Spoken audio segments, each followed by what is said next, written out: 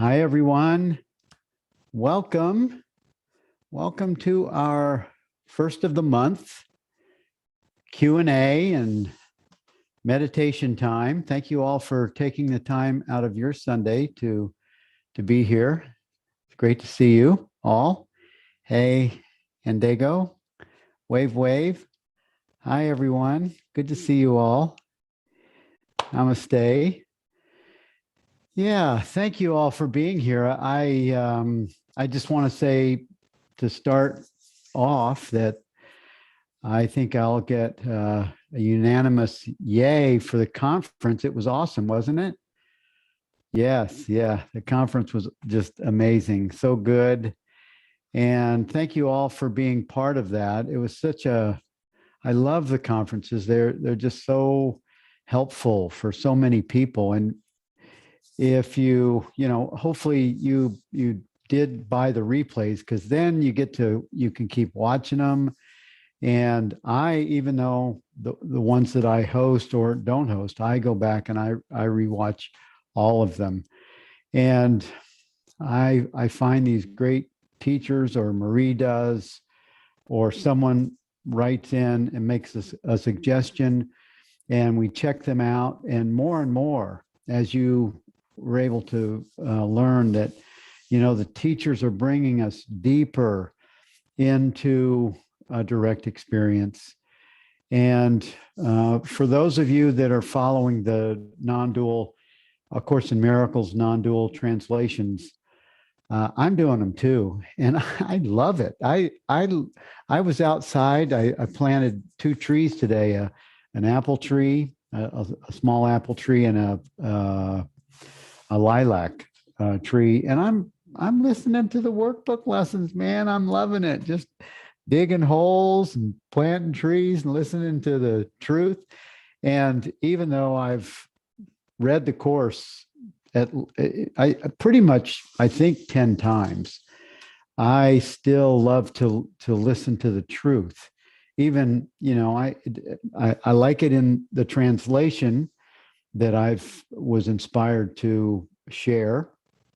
I think today's workbook lesson is 122, isn't it? Is today's workbook lesson 122?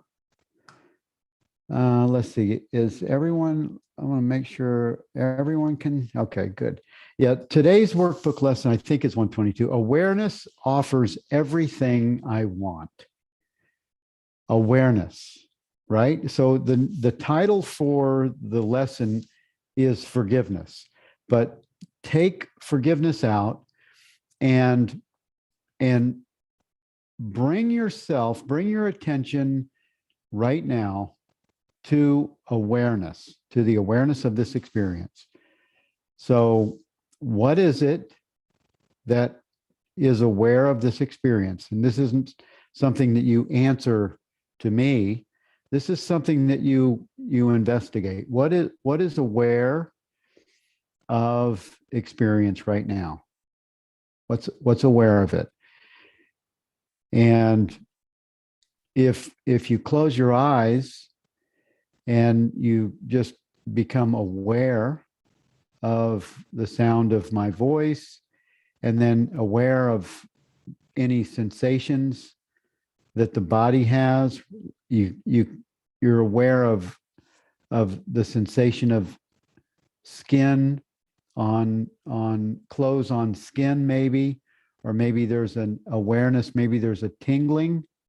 You're aware of that, or maybe you're just aware of your body weight on your butt on the chair. There's an awareness of a sensation, because if you were 6 months old, you wouldn't know what a butt was. You wouldn't know what a chair was. The sensation is all that's being informed. So let's go back to the 6 month or the 3 month old. The awareness that is aware of that experience at 3 months old, and the awareness at 3 years old, and the awareness of when you had your first big event, big cry, or something maybe traumatic, the awareness of that experience It was on in the background. The awareness that was 3 months, 3 years, 10 years, the awareness that was 20 years old is unchanged by whatever has happened since. The awareness at 40, the awareness at 60, the awareness at 80 years old. This awareness is the same awareness. And the only thing that's different is the conditioning, belief system, the experiences that have formed judgments or experiences, life experiences. There's an awareness. If you have children, you're probably aware of the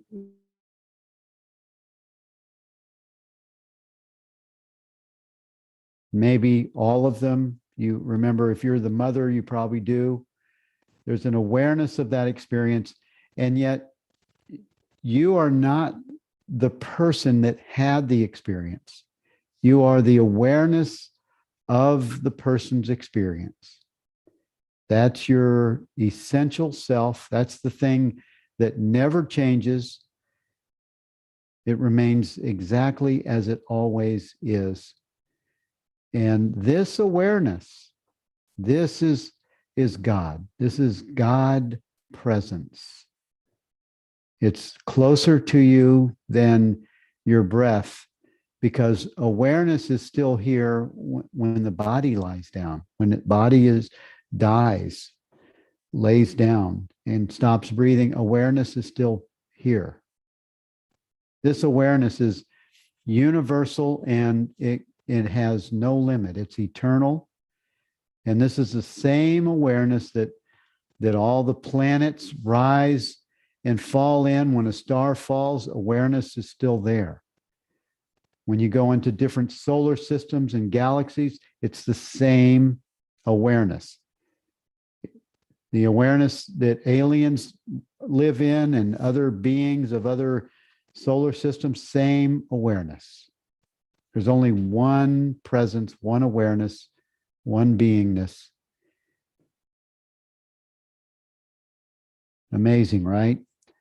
And when you open your eyes, if they were closed, awareness is aware of all of the experiences that the perception sees and puts a label on. Awareness is prior to that. This is what Jesus, the man, meant when he said, before Abraham, I am. It's this awareness. And this is our natural state. And I say this many times in the workbook lessons, short moments of awareness, many times, short moments of awareness when you're doing just idle nothing, eating something, just pause and be aware of the body, the personal self that's chewing, or thoughts that happen, be aware of that. Aware, and it becomes a fun place to just hang out, and hanging out with you, true self you. So you're never alone. You always have awareness, is always right there supporting you in difficult decisions.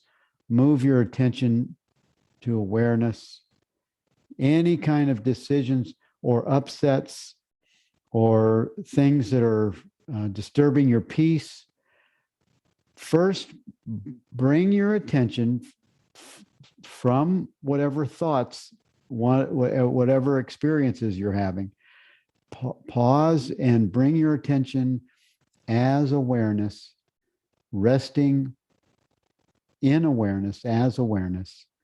And this is where all the intuitive flavoring, perfume comes from. It comes from this aware presence.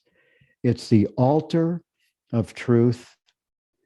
You could say it's, and we all have it. We all have this sacred altar of truth available. It's like what Jesus said when he said, don't look out there for God.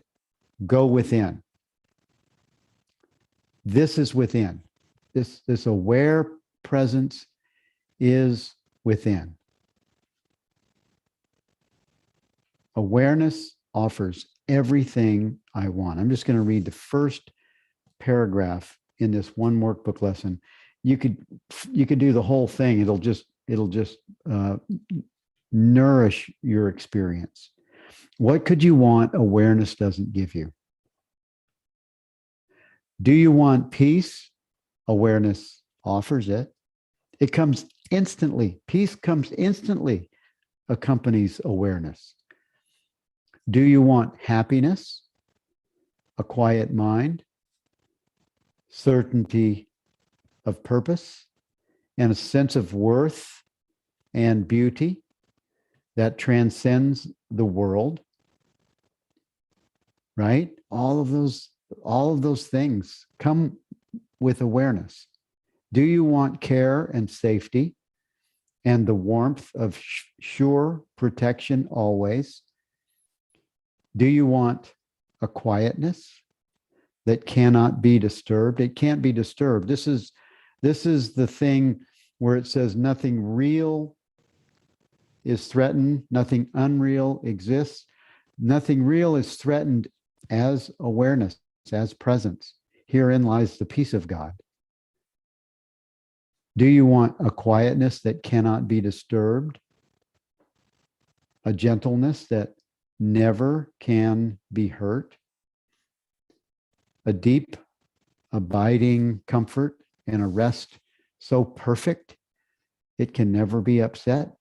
That's the new default. That's why short moments of awareness, many times it becomes your new autopilot, your new, that workbook lesson, I think it's 155, I will step back. The body suit, personal self steps aside, and awareness, God's presence, you're accompanied with that. It's visceral, it's a felt and a known experience. And I just love, putting the direct understanding, interpretation, spin, translation in these workbook lessons, because you never get tired of them. And I love the non-dual. I love A Course in Miracles. I think you have to leave A Course in Miracles and find non-dual to have the direct experience for most people, not for everyone. I don't know anyone that has, maybe I know one person that has really had an awakening from the Course without the non-dual, but I don't think more than one or two. You have to come to a place where what workbook lesson 189, paragraph 7 says, forget this world, come with wholly empty hands. Forget this course, come with wholly empty hands. And it's not something you need to do permanently. You have to have no attachment to anything. If you're a Zen Buddhist, I met a Zen Buddhist at a filming. I mentioned this a couple of weeks ago at a filming of Rupert Spira. She was a monk for 8 years.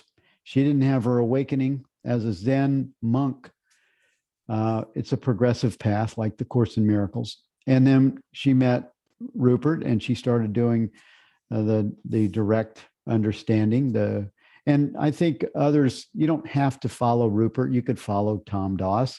Did anyone see Tom Doss, DAS, at the conference? Did you love him? That guy is awesome, right? He's a sweetheart. He's definitely coming back to the conference, and he's going to be in the Integrated Awakening series in a few months. Tom Doss is great. Roger Castillo. There's so many great speakers at this conference. I just love them all.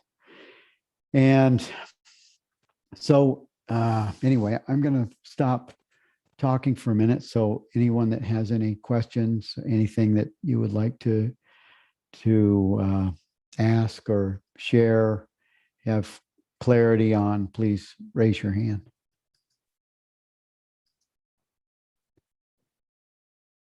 It's great to see everyone.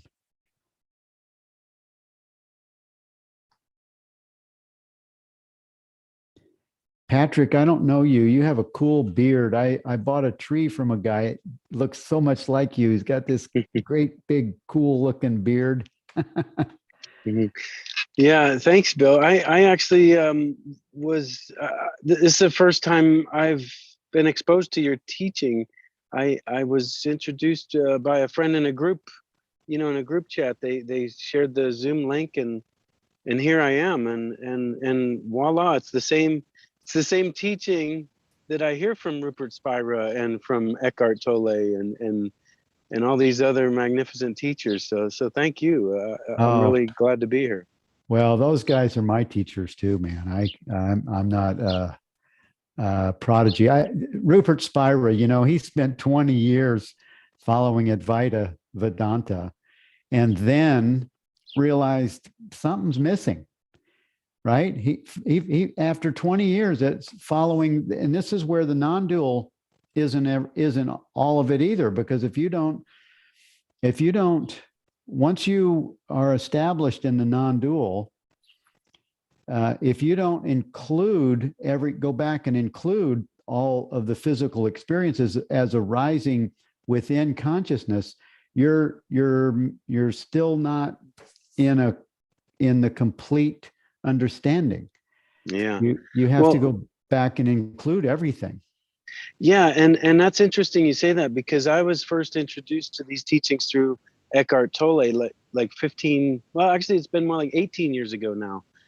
And at the time I had a real severe drinking problem, and my life was kind of a mess, and I was just thinking, I want what happened to Eckhart Tolle to happen to me, not to rearrange my life, but to escape it completely, And so now that I've had these awakenings, and I realize I still have to do the hard work of figuring out what to do with my actual life and how to live it, So it's been an interesting process of going from, I want the magic to happen for me, to right back to where I started, which is you got to roll up your sleeves and do the work. Yeah. It does help to have the, I don't know, you can stay on a treadmill. You can stay on a treadmill of, like, if you're a Course in Miracles student, the thing that dawned on me was that most of the really good course teachers that I know, they're still teaching that you need to keep doing the forgiveness lessons, and so stay on the treadmill and keep doing it. And at some point, you have to accept the idea that you are as God created you. You are spirit. You are presence. You are I am that I am. And when you have that direct experience, you no longer need to do forgiveness lessons, because as soon as you drop into seeing with what's called Christ vision, or what's called just the awareness of experience without judgment or labels, once you can rest and reside in that place, you are what forgiveness is. You're shining the light of presence on all experience, and resting there without judgment, and it's like you've made a couple of steps up the ladder. Are you familiar with the Course in Miracles, Patrick? Not directly, but Eckhart Tolle talks about it a lot, and I've done some searches throughout the years on some things in particular. I also had a counselor at one time that referred to it heavily as well. Right. Well, I don't get, I love the Course. It's poetry. And I just, like I said, when I first opened, I've reframed all of the workbook lessons, all 365 of them, in a non-dual understanding. And it's like, oh, I just love listening to myself, because it's a great message.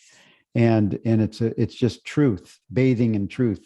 And that's why we don't keep reading things because I read the ancient masters of the Far East, or Rupert Spira, Francis Lucille. I pick their stuff up and I can read one sentence and say, oh yeah, that's so good. It's just like, I don't know. It's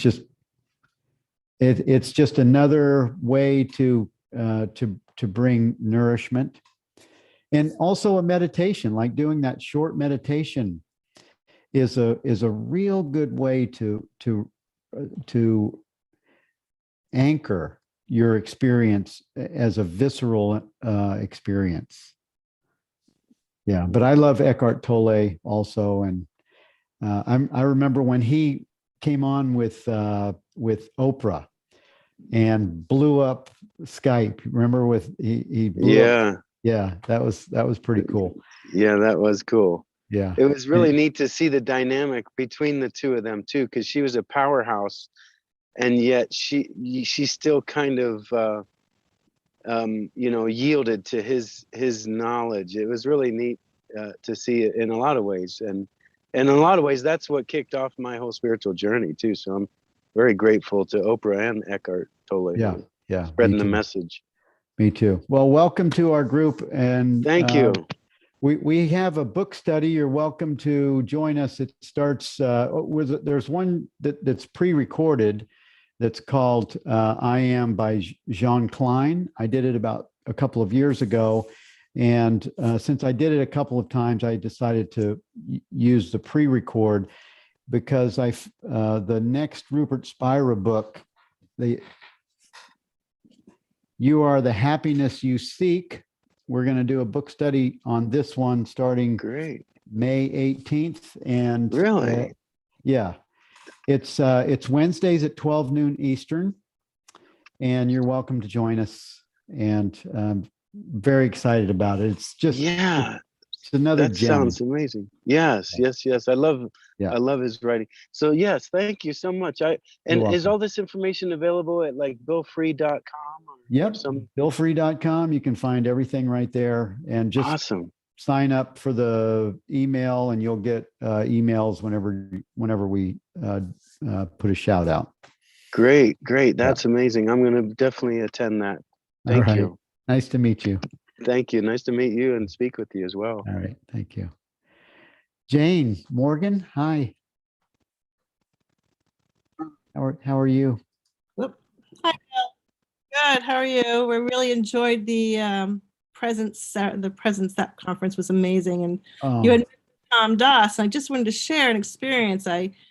When he walked off to get something to put on, it was interesting to watch your reaction. And I was like, "Whoa!" Talk about non-attachment, and how you explain where he was and able to do what he just did. I'm like, "Oh, okay." But what was most powerful was I was kind of like agitated by the silence between his words, between conversations. He had so much quiet time. And then I realized that during that silence, I was getting these big sighs coming out of me. Like it was, and then he had mentioned, I don't know if he did it in the conference or not at some point, that people are getting more out of those moments of silences, those, I don't know what he called them, downloads or something, than the words that he was speaking. And I found that very interesting. Yeah, well, I mean, I know he's right on that, but the reason is because the thinking mind, it doesn't get anything out of the silence. It wants action. It wants attention to something, and the silence is where the mind is opening back to the leadership, or back to the space of expansion and presence.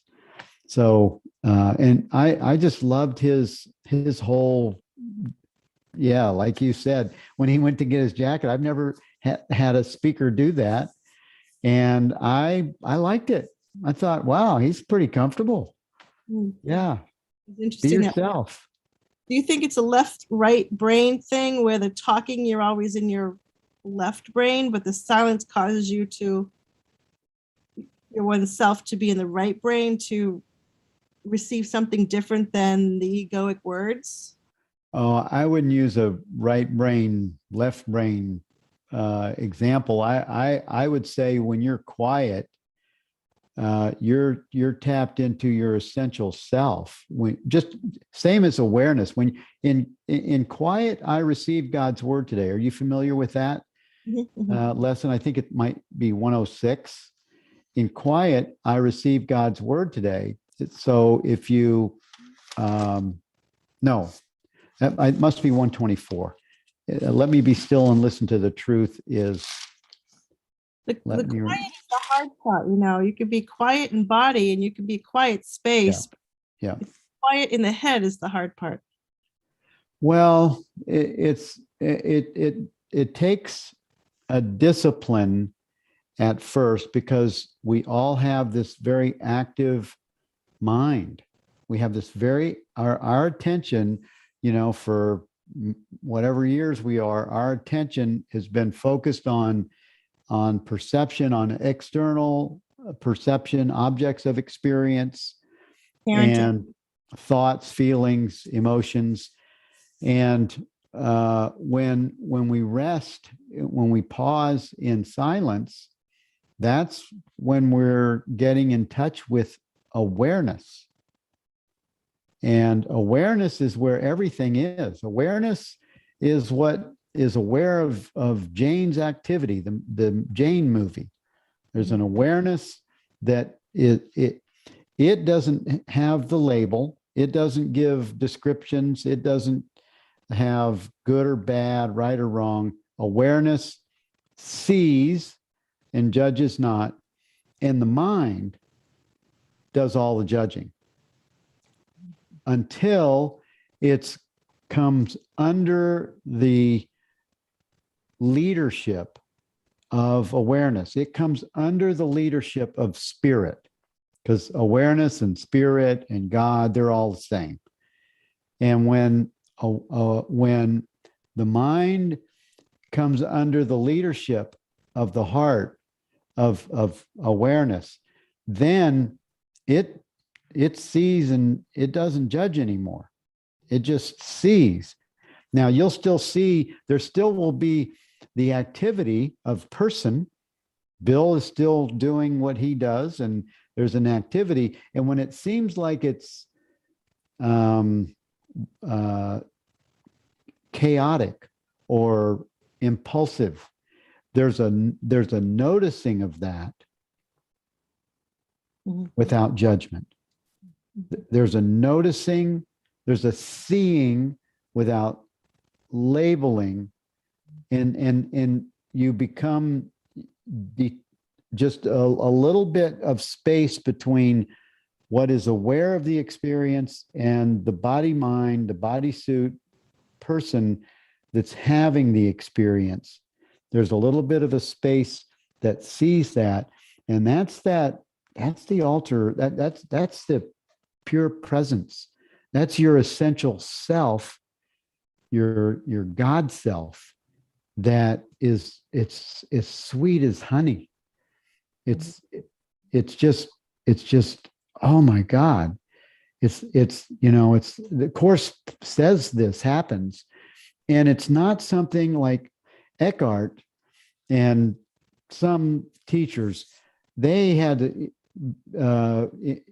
like spontaneous awakenings, but then they still had to spend 10 years figuring out what happened or how to be this new person. So I'm perfectly fine with it being gradual. And I see in my own experience that it is gradual, and the promises that are offered are true. They come in and they just start to marinate your personhood experience, and then stop doing the things. You stop sabotaging yourself with stupid thoughts, with saying things that you wish you hadn't said, or just you start. I think you pause more, and you just notice. And when you learn that resting in awareness place comes with an intelligence, it changes everything. Comes with an intelligence. I like that. That shifts it for me. Yeah. It comes with an intelligence that, there's a line in the course on, I think it's on in the blue book. I used to know it was on page 433, but I'm not sure in the purple book. But it says, once you accept his plan as the one function that you would fulfill, there will be nothing the Holy Spirit will not prepare for you before you reach it. So retranslate that. Once you accept its plan, awareness, the awareness of love's presence, once you accept its plan as the one function that you would fulfill, and that would just be resting in awareness, resting in quiet presence. Once you accept its plan as the one function that you would fulfill, so just resting in yourself, self-awareness, there will be nothing this self-awareness will not do for you, preparing your path before you reach it, removing obstacles that would bar your way, right, to be living in this intelligence and this flow. And it's a resting in experience. And it doesn't mentally, the mind would say, what? But so you have to, you really find that this is an available experience. And you'll find other people that are even here on the call that they now will verify as a witness to these direct experiences that are available to us. And I would say also, be gentle on yourself and I'm not speaking to you directly here, but to anyone that's listening or watching, if you're not having that experience, don't worry about it. Right. Just rest in awareness and be aware of your experience, and awareness it'll come and do all the work if you just, and that's why this is where trust comes in. And it's not stick your head in the sand, blind trust. It's trust the practice at first. Trust resting as awareness and becoming familiar with what it feels like to be in that quiet space. That, like, I have a couple of benches that I put next to I have a pond. And I put a couple of benches, and I'll just sit on a bench and peel an orange or eat an apple, and I'll just be resting in awareness, in quiet.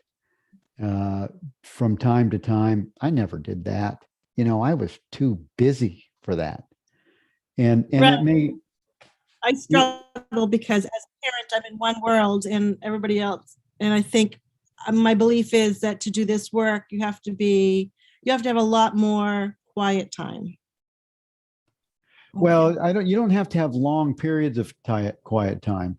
What happens is, if you just have short moments of awareness will, and when you just give instructions, hey, remind me to have, I am determined to see. I like that.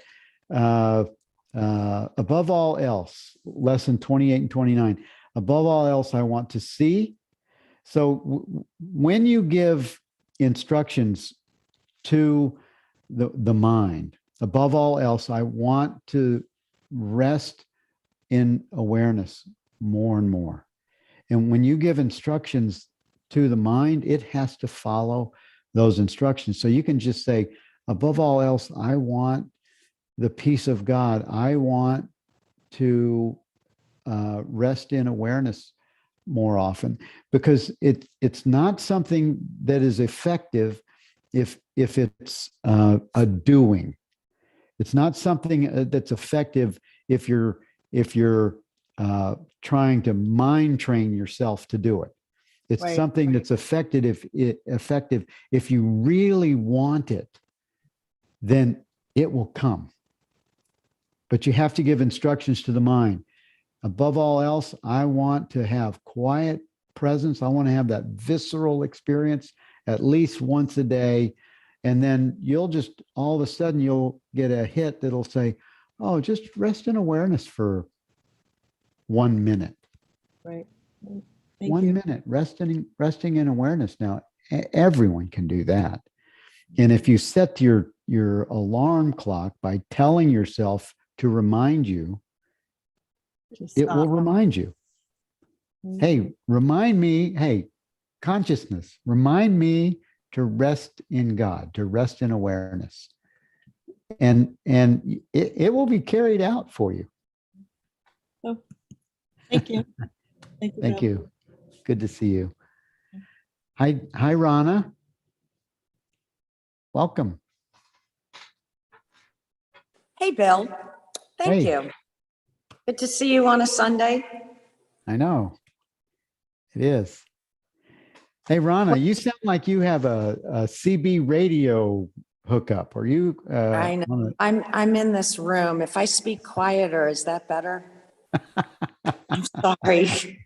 It's this very echoey room. If it's too annoying, I can No, send you. I don't. I'm good with it. I'm good with Okay. it. It's funny.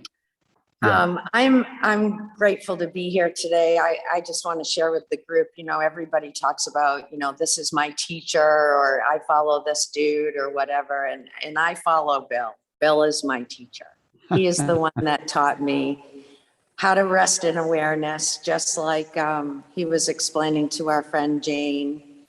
And short moments many times definitely work.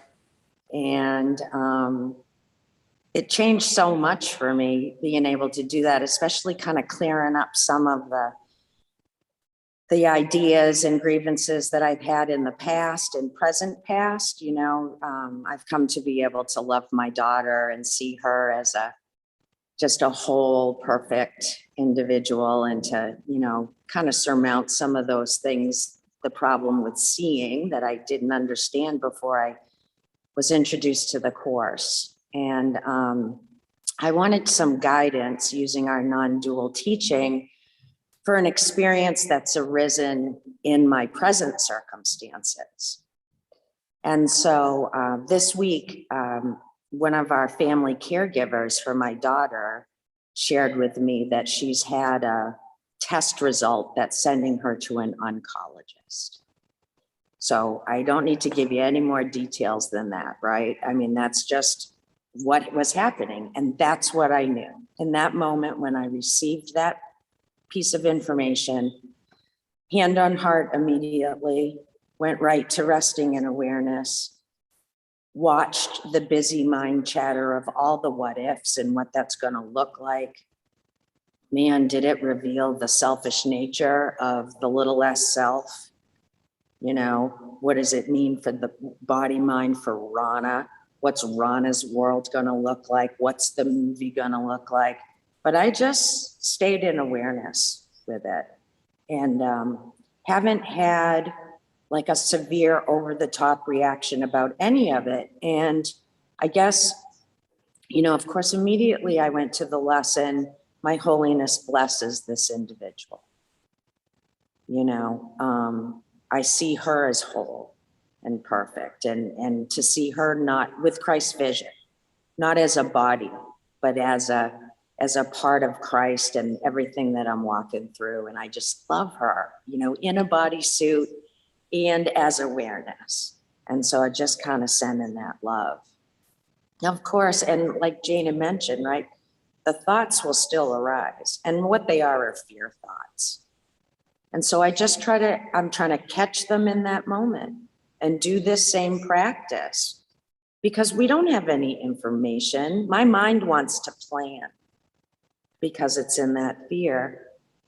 But I just want to my idea is to stay as awareness with this through the whole experience as it comes to the best of my ability, because panicking or thinking there's something I'm supposed to do or plan for, that's insanity to me today, Bill. And I kind of wanted to share that, you know, as in a group here that I know I can do that. And just tell you that that's where I'm going to stay rooted in this experience. And I'm grateful to have a bunch of mighty companions to help me check my record and keep me in check with this, you know, because it's going for the highest good, no matter what.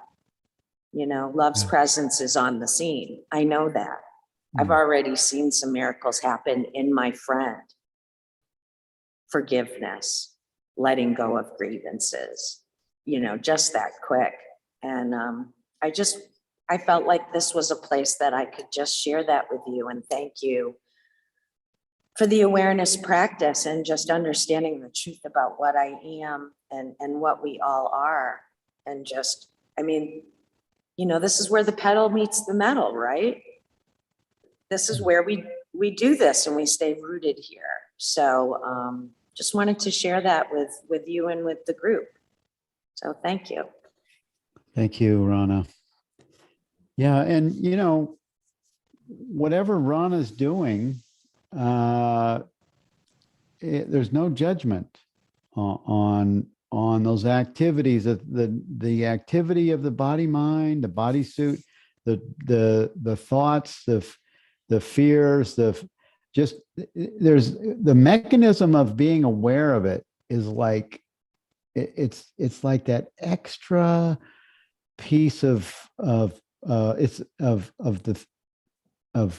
it's the extra piece that offers the peace of God, the peace of of pure presence, of being, of that book, the last book we did, Being Myself, you know, being the capital S self and not judging Rana for whatever she's doing, not judging Bill for whatever he's doing, but living, you know, there's such a gratitude to have a place where we can abide.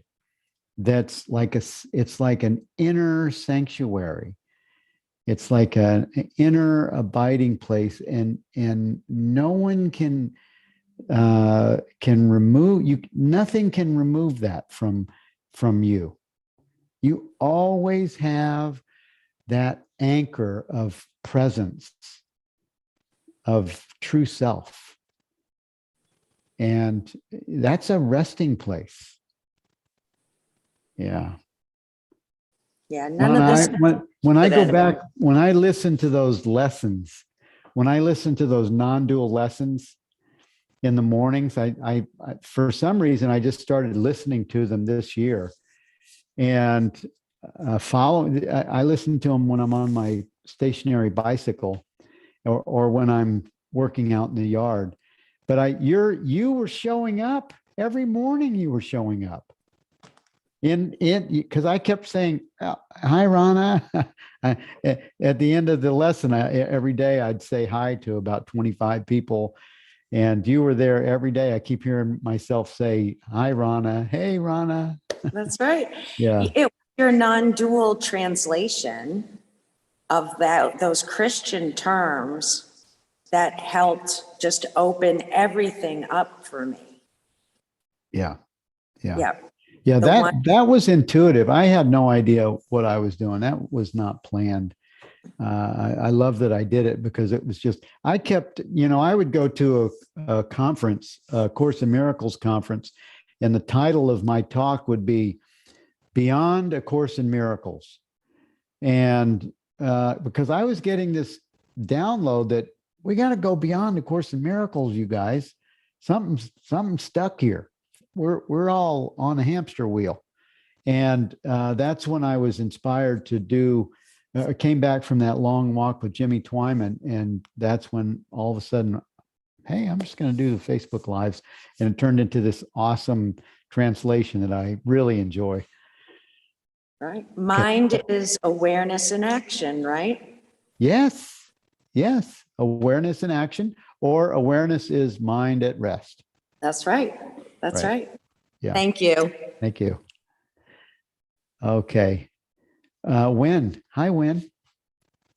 Hey, Shelly, I see your comments. I love you too, honey. Thank you. You are all, Shelly's another one. She's always in the house.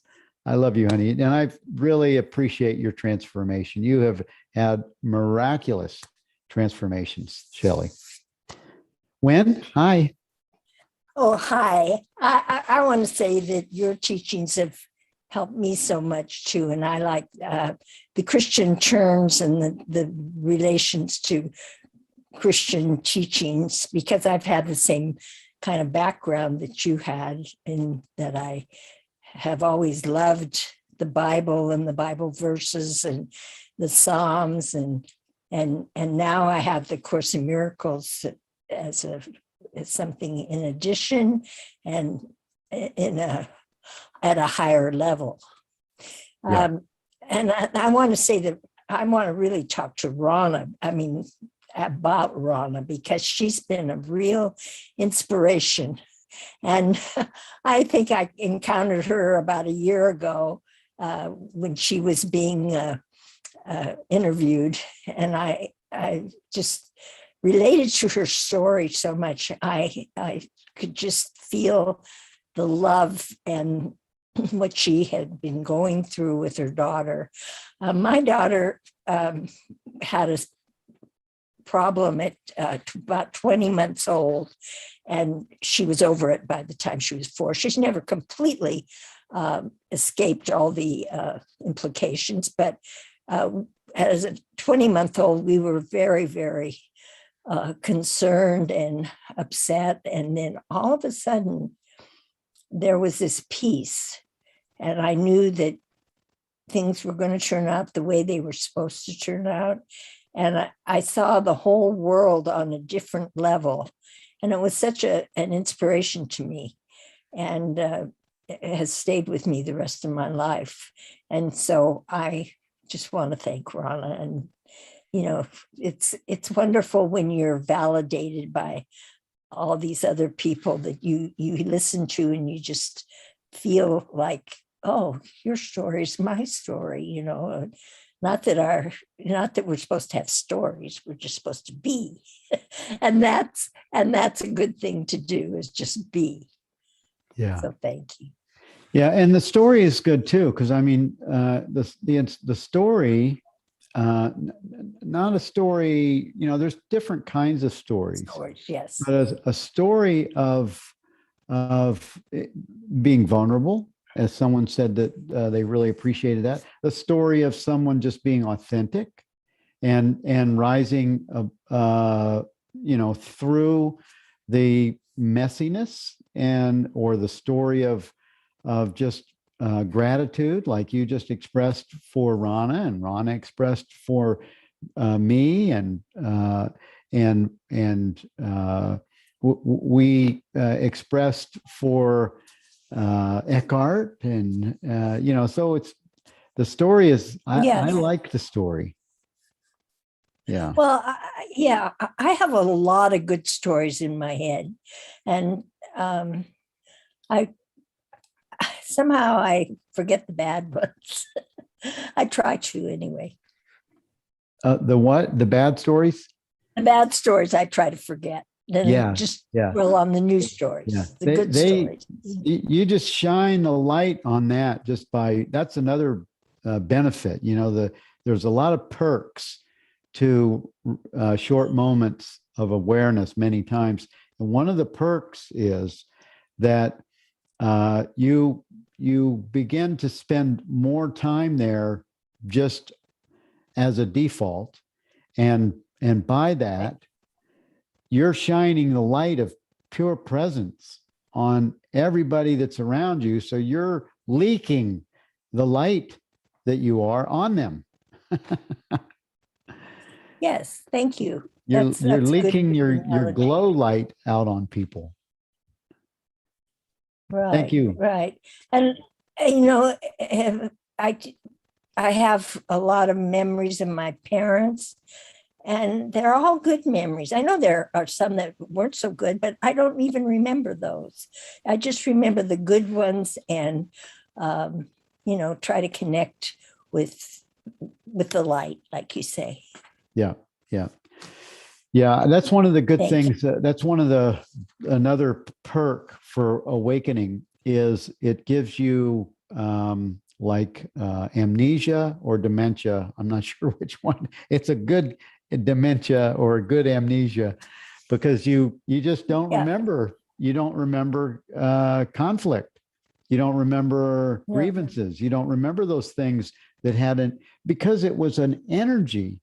It was an energy that was substituting itself for love, for certainty, for gentleness, for presence, for joy, and for the love that we are. It's a substitute for those things, and when that substitute diminishes and loses its holding power, and we live in the light more and more.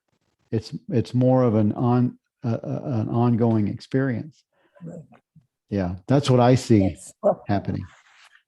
thank you for Thank you, Win. all Good to that see you. you've given me. I appreciate Oh, it. you're welcome. Thank you, Win. Bye. Anish, hey, it's good to see you. Can you hear me, Bill? Yeah, welcome.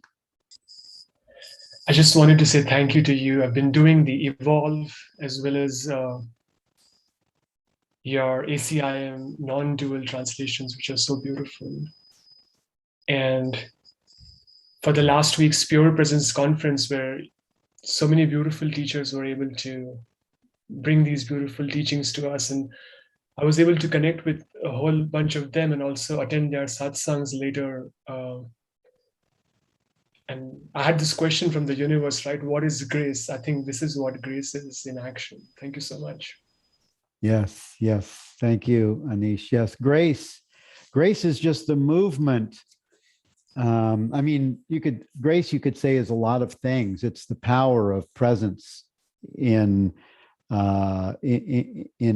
It's the power of our true nature moving in time in a way that is just it's the flow and the presence. It's everything. It's the power of presence being revealed in my direct experience. And or you could say I think it's power.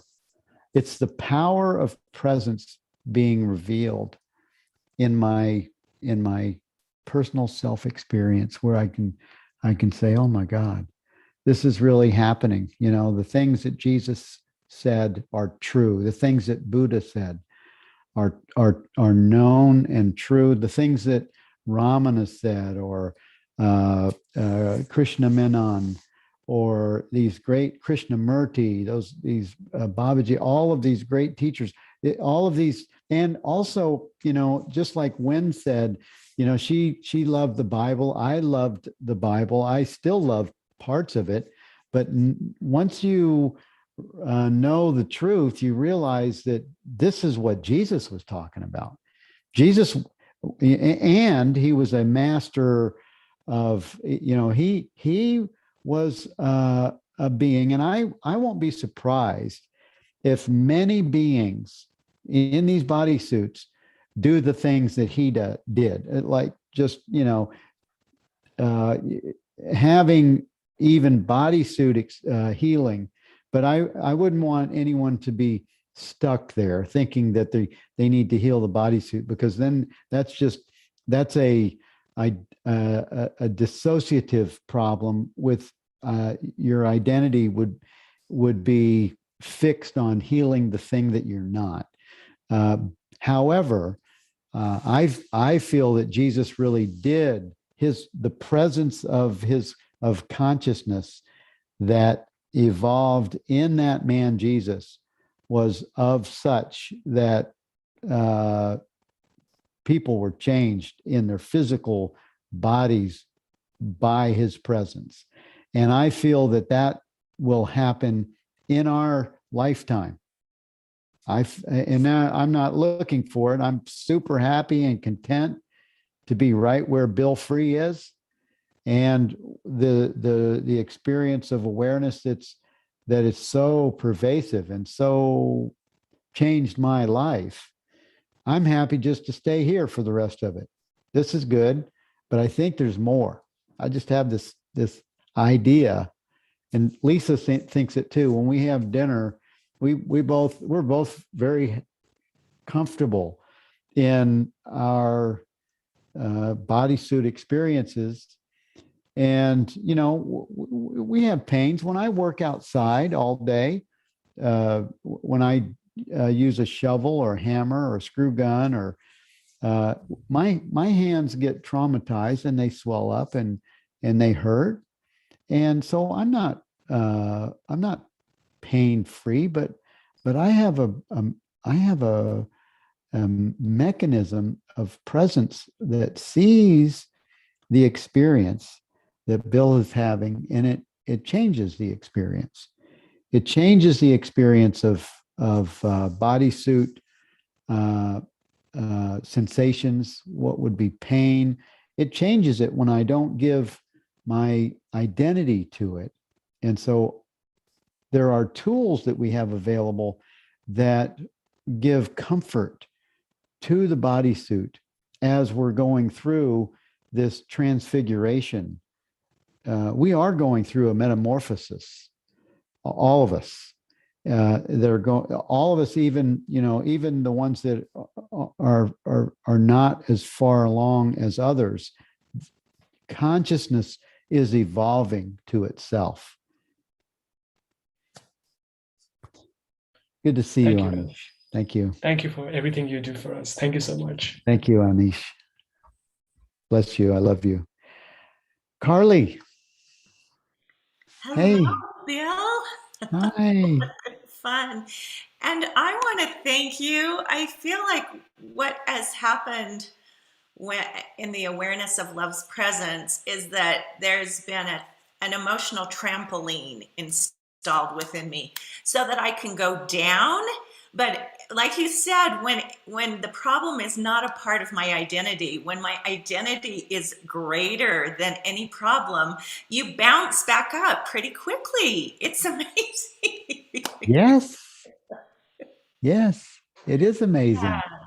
I'm just starting to write a second book, and I have written one, and now it's like, okay, I'm going to go back in and have fun teasing it out. And there are times when I think, oh, it's never going to get done. It's not turning out. And then when you just step aside, ever so briefly and just get in that right identity, it becomes a game. So it's more like, and that trampoline happens and it's like, oh, it will be what it will be. Yes. Carly, I have to ask, what is on your face? My boys have a band. 4 of my boys have a band. It's called the Hardy Brothers. And they were doing a glow-in-the-dark video, filming a video for one of their new releases last night. So I got to paint my face and it glowed in the dark. So cool. I want to take it out. I know, it was so cool to see my boys in their glory. They had hung a huge hula hoop, and there was a gal who was doing kind of splits and things. And so it was really fantastic. And then my son got up in the hula hoop, and he's does some bodybuilding. So thank you. And I think the awareness of love's presence helps me be in the joy of it all. Oh, yeah. Instead of having any of those mother issues of I'm not enough, or it's just you're on the background amazed, just amazed and joyful and a part of the magic. Yes. Well, you look magical. That's for sure. I know. Yeah. I'm not quite ready to forget the magic. I see the joy. Yeah. I see the joy. Yeah. Music and the dancing. It was great. My love to Thank you. everyone on here. I mean, Thank it's you. just so beautiful to come on Sunday with Mighty Companions Yeah. and just reinforce Yeah. what we know, our true identity. Thanks. Yes. Thank you, Carly. Well, it's so good to see everyone. Thank you for being here. If you didn't come on the mic, that's fine. I really appreciate your presence and joining with us. It's great to see you all and your faces. And, you know, I went to doing this once a month just because I really want it to be a meaningful experience. If we're going to take an hour out on Sunday, let's make it something that's real meaningful. And this is very meaningful to me. I really appreciate each one of you. This is the Great Awakening, and we're sharing it together. And if you're here and you're not signed up for I don't know if we did. We probably haven't sent a registration out for the book study. So you'll be seeing a registration go out next week, this coming week, for the You Are the Happiness You Seek. For this book, we're going to start this on May 18th, and we'll have that time of gathering. It's all great. It's every Wednesday. It's a great time to be with each of you. And if you're interested in being a host, I think this is 18 weeks. If you want to be a co-host, email billfreeonline@gmail.com and just mention that I would like to be put on the host rotation, and I'll contact you to figure out which dates will work best. And I'll see you all then first, and then I'll see you again on the first Monday or the first Sunday in June. I'll be 68 years old this month. On May 19th, I'll be 68 years old. And that means in 2 years, I get a free ski pass. I get a free season ski pass at 70 years old. All right, you all. I'll see you out there.